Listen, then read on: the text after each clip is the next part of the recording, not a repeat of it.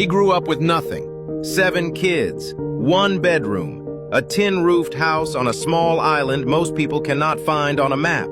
No money, no connections, no guarantees.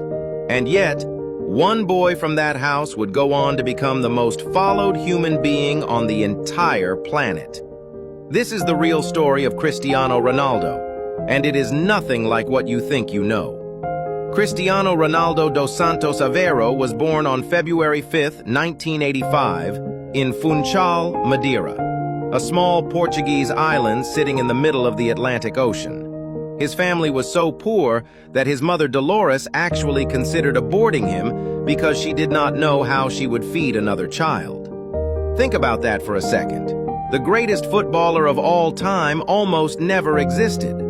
His father, Jose Dinas, worked as a gardener and a kit man for a local football club.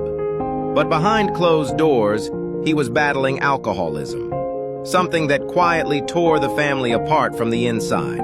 Ronaldo grew up watching his father struggle and watching his mother work multiple jobs just to keep food on the table. There was no spare money, no luxuries. The young Cristiano shared a tiny bedroom with his 3 siblings in a house that barely had enough space for all of them. But even then, even in those conditions, there was something different about this kid. While other children played casually in the streets of Madeira, Ronaldo was obsessed. Not interested, not passionate, obsessed. He would skip meals to play football. He would sneak out at night just to kick a ball against a wall. His neighbors remembered a boy who simply could not stop. Football was not what he did, it was all he was. At just 12 years old, Ronaldo left Madeira to join Sporting CP's academy in Lisbon. 12 years old, away from his mother, his siblings, everything he had ever known. Alone in a big city with a thick island accent that the other kids immediately mocked. He was bullied for how he spoke. He cried himself to sleep in that academy dormitory more nights than he would ever admit. Most kids would have gone home. Most kids would have given up. Ronaldo did the opposite. He channeled every tear, every insult, every lonely night directly into training. While others rested, he trained. While others socialized, he worked on his weaker foot. The coaches at Sporting started noticing something unusual. This boy was always the last one off the training pitch. Always. Then came the news that shook his world. At 15, doctors discovered Ronaldo had a racing heart condition, a problem that could have ended his career before it even started. He underwent surgery. He was back on the training pitch within days. Not weeks, days. The hunger inside him was simply too strong to stay still. In 2002, a 17-year-old Ronaldo played against Manchester United in a pre-season friendly for Sporting CP. He was so good that day, so electrifying, so technically brilliant, that the United players themselves went to Sir Alex Ferguson at halftime and begged him to sign this kid. Not the coaches, the players. Rio Ferdinand, John O'Shea. They told Ferguson, "You have to get this boy." Ferguson did not hesitate. Manchester United paid £12 million for a 17-year-old from a tiny Portuguese island. At the time, it felt like a gamble. Looking back, it was the greatest bargain in football history.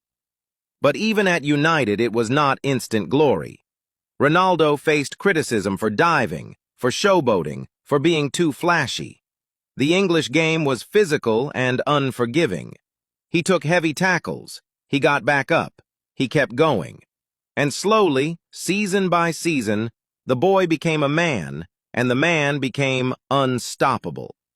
By the 2007 to 2008 season, Ronaldo was on another level entirely. 42 goals in all competitions. Premier League title, Champions League title, his first Ballon d'Or. Then, Real Madrid came calling with a world record £80 million transfer. The little boy from Madeira was now the most expensive player on the planet. At Madrid, he reached levels football had never seen before. 9 years, 450 goals, 4 Champions League trophies, 4 Ballon d'Or awards won in white. He did not just break records. He destroyed them so completely that people stopped believing the numbers were real.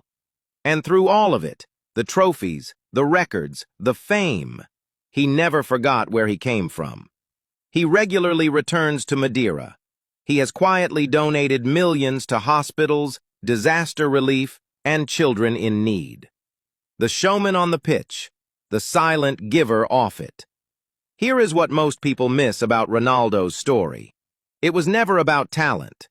Plenty of talented kids come from poverty and disappear. What separated Ronaldo was his refusal to accept the life he was born into. Every single day, he chose to be better than the day before. That is not just a football lesson. That is a life lesson. If this story moved you, drop a comment below and tell me, is Ronaldo the greatest of all time or not? I want to see the debate. Like this video if you want more stories like this. And subscribe to Football Rush HQ, because tomorrow we are covering a player who turned down Real Madrid twice and still became a legend. You do not want to miss that one.